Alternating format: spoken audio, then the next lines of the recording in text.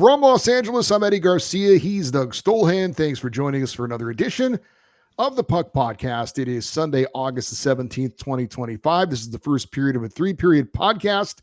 The first period, which some of you are watching on YouTube, will cover all the news from the past week of the NHL. As little as there was, we're still talking about it. Second period is our interview or special feature segment. We continue our offseason project of looking at all 32 NHL teams if their roster was made up of active players that the team had drafted. This week, we're looking at the Sabres, Maple Leafs, Canadiens, and Senators. And in our third period, it's our fan feedback segment. We read listener emails, have our off-ice report about what's going on in our lives, and more. You can find all three periods on Apple Podcasts, Spotify, and wherever you get your podcasts. If you like what you're seeing, please like and subscribe to the YouTube channel.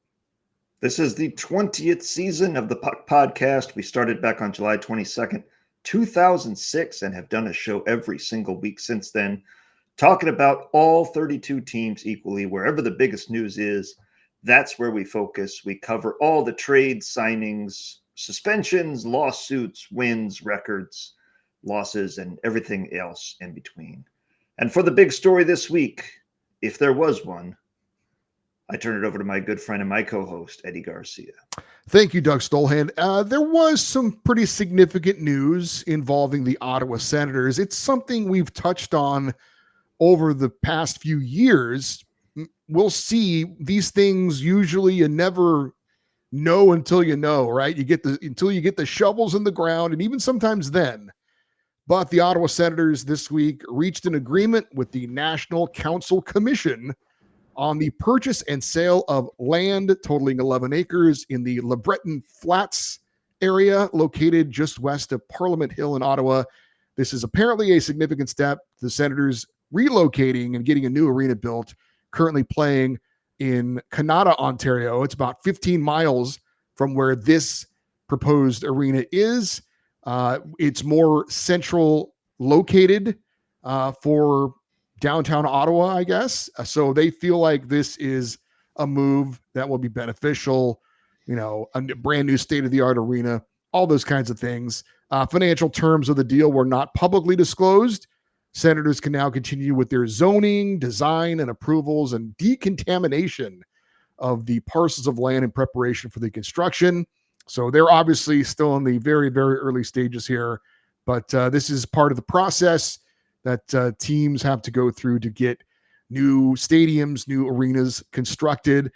Of course, it'll also have other things involved, 2,000 new housing units, new retail and commercial spaces, hotels, restaurants, all that kind of stuff.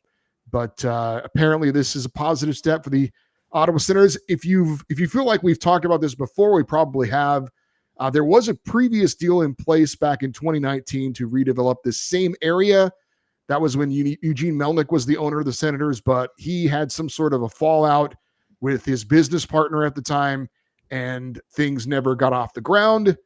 Obviously, Eugene Melnyk is no longer with us. We've got new ownership in Ottawa, and hopefully this is something that can help that franchise be on to bigger and better things. Ironically, he's buried in these 11 acres, and he that's not true. This arena will be built over my dead body. Oh, jeez. My goodness, if they didn't take him on his word and are doing exactly that. Wow. It's not true. I don't think. True. I think that would be part of the story that I did in my research. You'd think they would have led with that. On the site of the burial of former owner Eugene Melnyk, the team will be building a new arena. No, look, you and I both lived in Southern California now for many, many years, and I'm born and raised in Southern California. But so when we hear that a stadium is 15 miles outside of the city center, that's nothing. The Rams, Chargers, and Clippers, all LA-based teams, do not even play in the city of Los Angeles. They play in Inglewood, which is probably about 15 miles from the city center of Los Angeles. But that does not stop their attendance from thriving.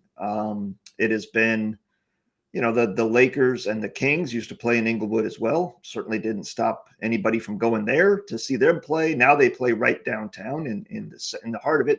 And I would contend that is more inconvenient than playing in Inglewood. I don't know. I get that there's a lot of people that work downtown, but I don't know that the thriving heartbeat of Los Angeles is downtown. But regardless, my point is, I've never really bought that as an excuse for the Senators' attendance woes of, gee, it's just too far.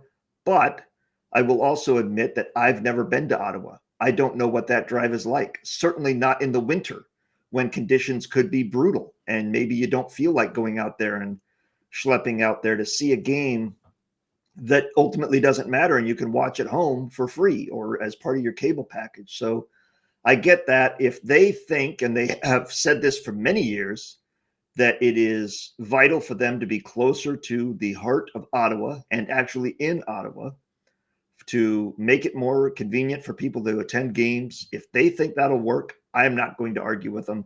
I hope this actually gets built. I hope they get a brand new arena. They seem like they are building a team the right way and that it'll be a contender. They made the playoffs last season. Hopefully we see a continuation of their growth. But for a lot of teams, and we were talking just before we went on the air here about the Jets and Giants NFL teams that don't even play in the state of New York. Most American teams do not play in the cities they represent with their names, which is a weird quirk, but it's also, they go where the land is cheap and they can build a big arena. The Kansas City Chiefs are currently having an argument about whether or not they're even going to stay in the state of Missouri, because Kansas City is a city that goes into two states. There's Kansas City, Kansas, and Kansas City, Missouri. They just want a place to build a new stadium. So it's tricky to build those places downtown because real estate is very at a premium, obviously. But when you're talking about what we've seen with these new arenas, like, as you said, it's not just a sports arena anymore. It's an entire city basically coming up out of nothing.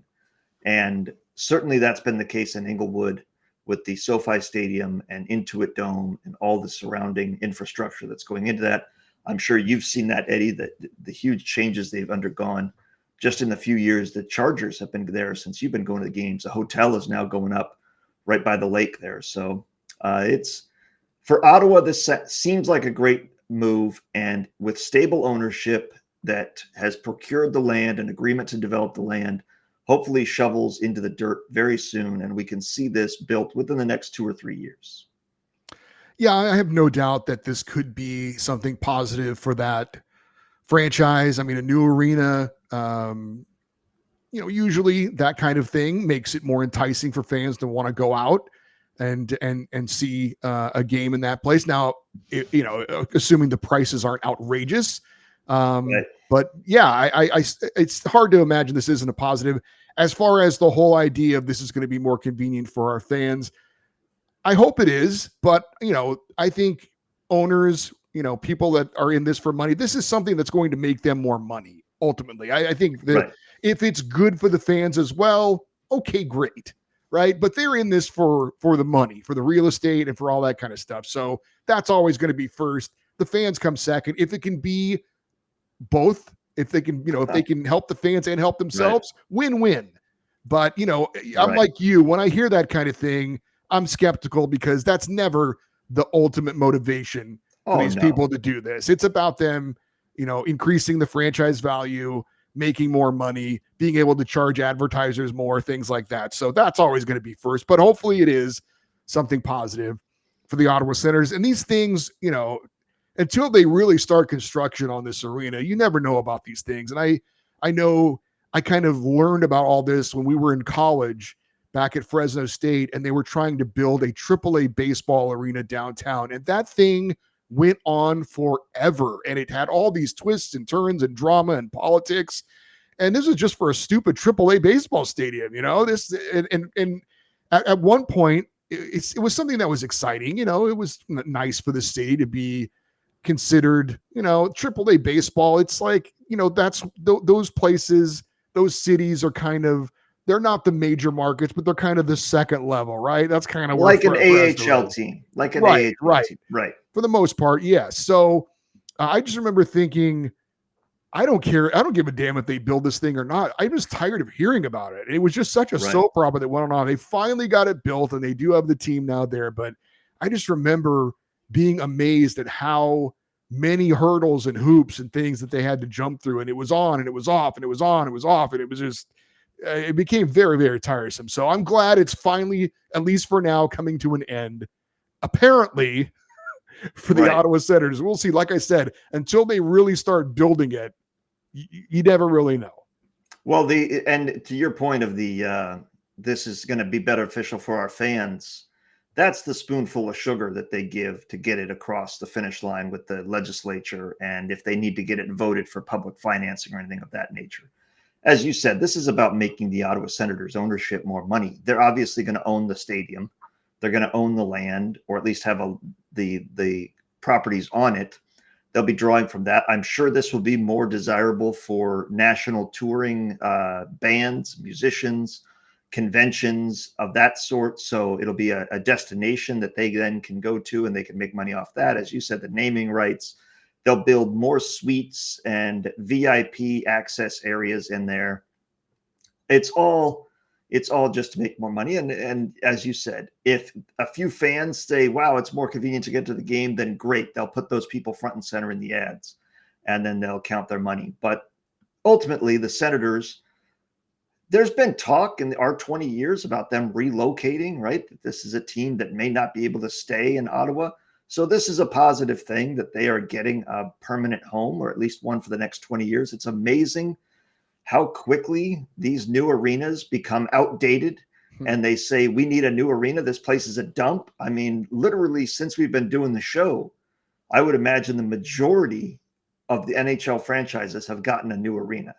Or have had them majorly upgraded, like, correct, Madison Square Garden, for example. Right. And so it's just one of those things. Like, you look at the oldest barns in the NHL right now. I think the Pond where the Ducks play is third or fourth. Yeah, I mean, that's ridiculous. It's Madison Square Garden. Calgary, I think, is number two. Calgary, and then Anaheim and San Jose. I think those are the four oldest right there, and that's ridiculous. So, but it's indicative of the times. The thing you and I grew up with of multi-purpose stadiums, those are all gone now. There's not one football stadium that also is a baseball stadium, to my knowledge. You can correct me if I'm wrong, but I believe they've gotten rid of all of those. And I loved that. I mean, it was just, it was, but I don't think the players loved it. Sign of the time. No, they did not. No. It was a sign of the time. So I liked that there was one stadium. Anaheim Stadium is where the Rams and the Angels played. You went there to see games. It was convenient for the fans. But anyway, good news for the Senators, hopefully. As you said, we will update it when shovels are in the dirt and construction begins and we get a timeline. But if the team gets a new building, new revenue, that's more revenue for the league as well. Win-win-win for everybody. And hopefully, if it is ultimately, the only people it's going to be less convenient for are the residents of Canada, who have been going to Senators games for many years and now have a long drive into town to get to the games in the future.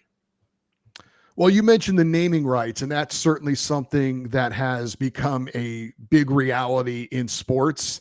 And you and I roll our eyes at it. And if we can avoid not saying the names of the stadiums, we usually try and do that. But because this is the slow period, and because it is, I thought, a little bit interesting to kind of get into, we do have two teams that have new names, new sponsorships for their arenas this coming season. Okay. All right. Let me stop you there. I don't know who these are. So why don't you give me the sponsors and see if I can guess the team? Well, that would be shocking if you could. Because they're not related, correct? I don't think so. It's possible. But all right. We'll give it a shot. So there was one earlier. I don't think we mentioned it when the news came out, which I think was within the last couple of months. But this arena had the same name since the building had opened back in 2000. So this kind of like, with Staples Center in LA, that was the original name. Now it's something else. This is the same thing for this building. It was built in 2000. It's had this name for 25 years, and it is going to change starting on September 3rd. Apparently that's when the contract expires. And the name of this building, I don't know if it's going to be the blank arena or the blank center or whatever, but it is Grand Casino. Grand Casino. Yeah, the Grand Casino Center, the Grand Casino Arena. I don't know which it's going to be, Grand Casino Place, but that's the sponsorship.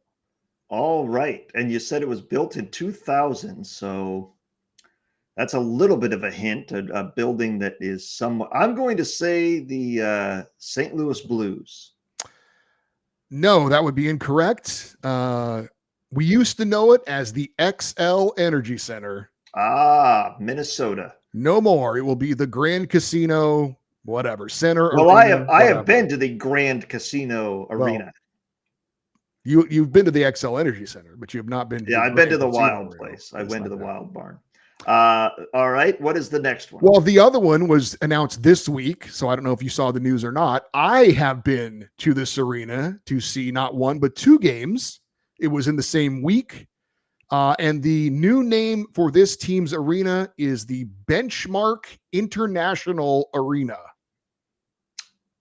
Okay. Well, when I think Benchmark International, I think pirates are nearby, bodies of water. I'm going to go with the Tampa Bay Lightning. Now, did you cheat? Because that is the correct answer. No, I'm thinking of arenas you went to twice in 1 week. Yes, and I was. You were at Tampa to see a Super Bowl. That is correct. And so that's why I figured that would be the one. Because There you if you go. had just said I had been to that arena, I would have started doing the math on you've been to Pittsburgh, you've been to drafts without me, but I know you went to Tampa for a week. That's right. There you go. The Benchmark International Arena. Yeah. Oh, welcome. You don't come into the Benchmark International Arena and leave without a fight. Oh, I loved Amalie Arena. That was the former name. Wasn't that also a movie? What's that? Amalie. Sounds familiar. I didn't see it. I don't know what it's about, but honestly, that does sound familiar. And the point I don't think that's who the arena was named after, though. It was a lucrative marketing for the movie. The point of these, of course, is exposure and brand recognition. I have no idea what Amalie did or does. No, none. Or Benchmark. I don't know what Benchmark International. No idea, and I don't care enough to look up. As we have said for 20 years now, we will continue to call it whatever we want it. The Lightning Home Arena. And if Benchmark International wants to send us a check, we will be happy to take it, and we will refer to that by that name forever. But they're not paying us to call it that. They're paying the Lightning to call it that. I do wish every fan base would come together and pick a name for their arena. And it could be, I don't even care if it's stupid. If they want to call the downtown arena where the Kings play the Castle for the Kings, I'm all for it. You've got the Pond. They call the one in Vegas the Fortress for some reason. Shark Tank. Let's all do this so that we don't have to refer to them by their proper name, because it's going to change anyway. Right. You know, I would like to see every fan base kind of come together and do that for all their teams and name them that way. So we can all know what that's the place, and we don't have to worry about, the naming rights.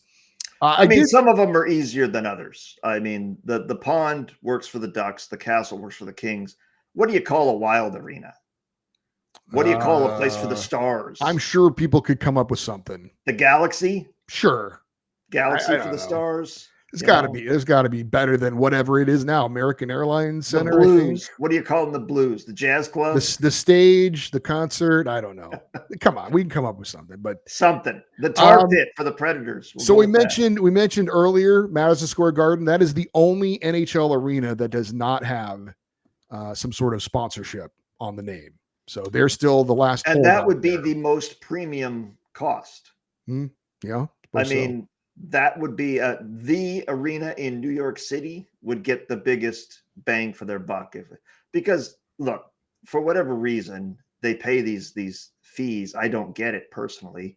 We've seen a lot of companies go bankrupt while they still have their names on buildings, and that's always ridiculous. Yeah. But it's just I've never understood really the point of it. I get that they have to say it as part of every broadcast, but it's not like I take note. It's not like fans lean in and, oh, what's this all about? It's just, I don't know. And I wonder, do journalists that cover the games have to call it that? Like, have to? I just think it's the broadcasters that do it. I I don't think they Right. have to, but I guess if they're going to refer to the arena, what would they call it? I mean, I guess they'd kind of have to call it that, you know. Yeah. It was a raucous crowd at blank, you know. You'd have to include it. Right. Right. No, I'd say it's a fallacy of thinking that fans care ultimately. As you said, most people still call it Staples Center. Nobody that I know of has ever told me they're going to the new name. Yeah. And I still call it the Big A. I don't even know what it's called anymore. I don't know what the sponsor is for the Angels home stadium anymore. Nor do I. I looked this up because I was a little bit curious, and I was surprised by this, but so I Googled what was the first arena or stadium to have a naming rights deal. And apparently, at least for the United States, and I don't know that they do this. Oh, I think I got it. I think I got a guess. Do you? Yeah. Go ahead. The Great Western Forum. That's a good guess. Because, and I will tell you, when I was a kid, I didn't know that was a sponsorship. I thought it was just being called the Great Western Forum, like it was great, and it was in the West. I didn't know it was a bank. Right. According to a Google search, the first one was in 1973, and it was Rich Stadium in Buffalo. I had assumed Rich Stadium was named after somebody with the last name of Rich. Yeah. Apparently, that's not the case. It was a Richie Rich right. It was somebody who was also rich. Right. But no, it was Rich Products, a Buffalo-based food company, paid $1.5 million over 25 years for the naming rights. That's a bargain. Yes, indeed. I mean, but you got to think whoever owned the Buffalo Bills at the time was like, "You want to pay me just to name the place?" Sure. Yeah, $1.5 million. You got it. We just talked about this on one of my Locked On Kings episodes about part of the reason why the Ducks came into existence was that at the time, the Kings owner, Bruce McNall, went to bat for the Ducks and tried to encourage Michael Eisner to get into the NHL. And you might say, why in the world would the Kings want competition in Southern California? Well, Bruce McNall needed money.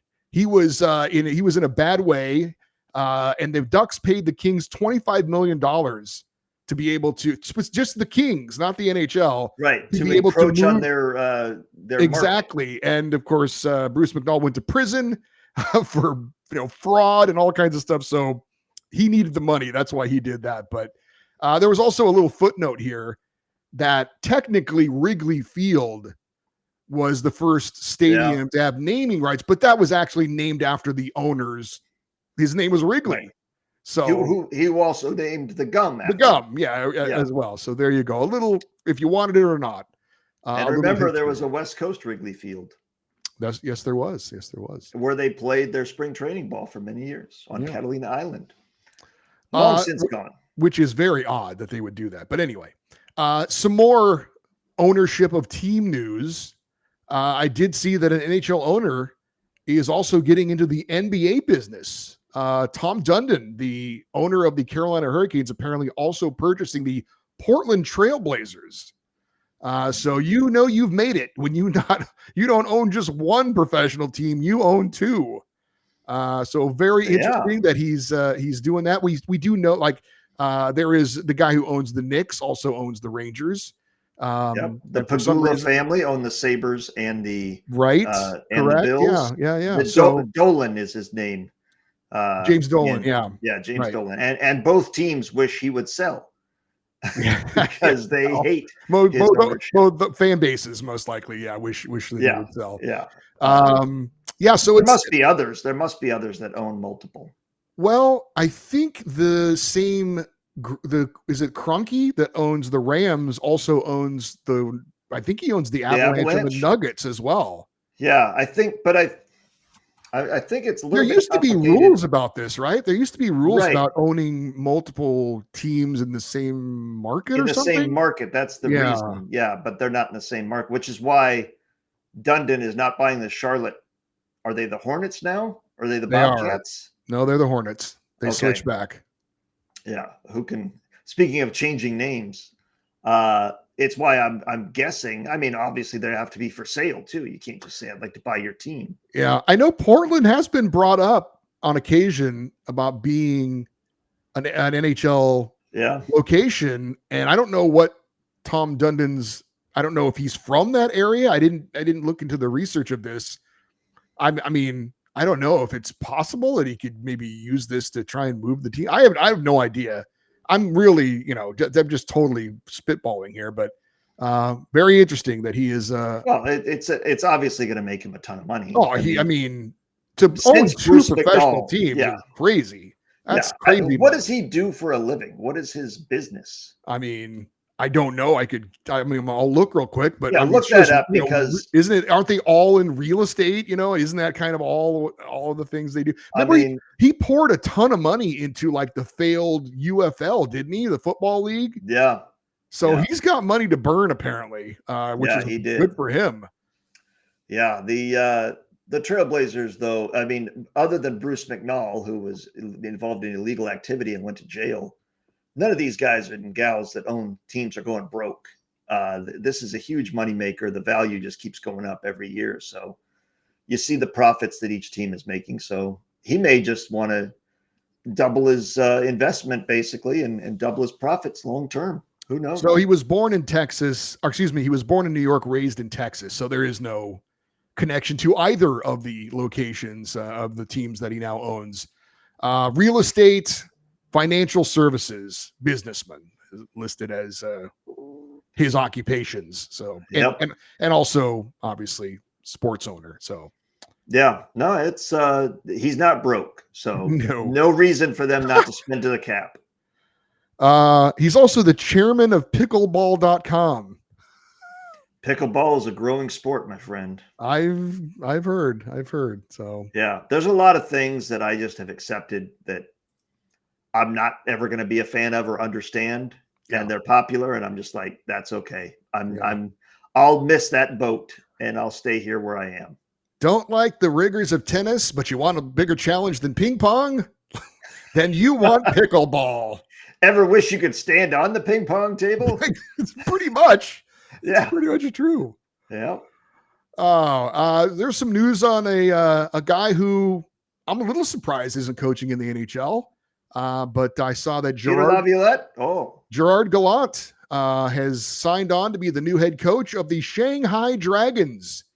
If you don't know the Shanghai Dragons, they actually play in the KHL. They were formerly the Kulin Red Star, but apparently they've changed their name. Yeah. And he is now the new head coach. So Gerard Gallant is taking his talents to the KHL. Via China, yeah. Wow. Well, I expect them to do very well if his track record is any indication. And if and when he gets fired by the Shanghai Dragons, he will be left on the side of the road waiting for a cab. Yeah, somewhere in Mongolia, perhaps. Who knows? Let's see. We did have some few signings this week. The Blue Jackets signed Damon Hunt to a 1-year contract. Travis Hamonic, I've heard it both ways. Signed a 1-year. I have, yeah. He signs a 1-year, $1 million contract with the Detroit Red Wings. Florida Panthers sign Mike Benning to a 1-year deal. Who else? I saw that we've talked about Jack Johnson recently, the veteran defenseman. He was one of the picks of the Carolina Hurricanes when we did the Hurricanes. And I said, I think he's still kicking around. I thought he was with the Blue Jackets, but apparently he has he's getting a professional tryout with the Minnesota Wild. So he's still looking for a job. I think he's done that before. He's gotten a tryout and made it. That sounds right. That sounds right. So we'll see. We'll see if he plays at the Grand Casino Arena next year. Jack Johnson. Yeah. New veteran defenseman. The Kraken signed Riker Evans to a 2-year contract. Not real familiar with his work, but the name kind of sounds familiar. I know his island. Oh, is that right? Yeah. It's a prison, I believe. It's not. Is it? I guess it's an island, right? Yeah. But he had a nice cottage over there, just outside the gates. Oh, I see. I didn't know that. Yeah, it's a family island. Let's see. Were there any other signings? I think that was it. We did have an announcement of a retirement. Chad Ruhwedel is called it a career. I remember him best with the Penguins. That's true. 369 career games, 13 parts of 13 seasons. Yeah. For the Sabres, Penguins, and 5 games last year for the New York Rangers. I saw he was born in San Diego. So interesting there. Question for you. True or false? True or false? Chad Ruhwedel's name is on the Stanley Cup. Oh, yeah, true. Well, he played 41 regular season games in 2017 with the Pittsburgh Penguins, including 6 playoff games in a season which they won the Stanley Cup. Mm-hmm. But his name is not on the Stanley Cup. But he is considered part of that championship team, which is interesting. But there apparently are official rules to have your name engraved. You have to have played in at least 41 regular season games. He did that. He actually played 34. Oh, you said 41. Oh, did I? Yeah. Okay, 30. He played in 34 regular season games and 6 playoff games. The rules are you need to have 41 regular season games or 1 Stanley Cup final game to have your name automatically on the cup. I think you can petition to have. You can, but they're not going to do it for Chad Ruhwedel. They did not do it for Chad, but they say he's part of the championship team. But Chad Ruhwedel. Well, he's got a Stanley Cup ring. I'll put it that way. I doubt that, unfortunately, his name is not on the cup. But I hate that because then you go and look at the team when they win it and you look at the engravings. And the players literally are less than half of the names that's true that are on there. And that's ridiculous. The men that battled for 100+ games to win that damn thing are less than half of the names that end up getting engraved. It's absurd. No doubt. And unfortunately, rest in peace to former NHL player Mark Curtin. He played in 266 games for the Maple Leafs, Red Wings, and Canucks. He passed away at the age of 67, had a very public battle with ALS, tried to raise a lot of awareness for that there in Toronto. 57 goals, 113 points, also played in 458 AHL games as well. So rest in peace, Mark Curtin. Yes, indeed. All right, that'll do it for our first period. Wait, hold on. That will not wait, there's more. Go ahead. A former Chicago Blackhawks employee is suing the team for discrimination and retaliation, alleging that hasn't happened before. Yeah, alleging he was treated differently by his supervisor for being gay and then wrongfully fired short after being interviewed by Outsports, a website covering LGBTQ+ issues and individuals in sports. The lawsuit was filed this past Thursday on behalf of Anthony Filomena. Said the Blackhawks' former manager of public relations dealt with hostile and aggressive actions from his supervisor, who was hired about a year into Filomena's 2-year stint with the Blackhawks. It then states that he was fired one day after complaining to his supervisor that he was being unfairly criticized for his interview with Outsports, an interview for which Filomena said he had direct approval from team chairman and owner Danny Wirtz. So there you go. I saw that. I didn't know if you had that in there, but another lawsuit. Yes. For the Chicago Blackhawks, who simply cannot get away from stuff like that. But other than that, and we've talked about this in recent weeks, how slow, and we've been doing this show 20 years now. It seems slower right now than it ever has. I would agree with that. Yeah. I mean, it is unbelievably dry, and yet the fire hose, the old Teemu Selanne analogy of the ketchup bottle. There's no ketchup flowing. A month from now, the whole damn bottle will be pouring out because we're going to be in training camp and everything's going to be going on.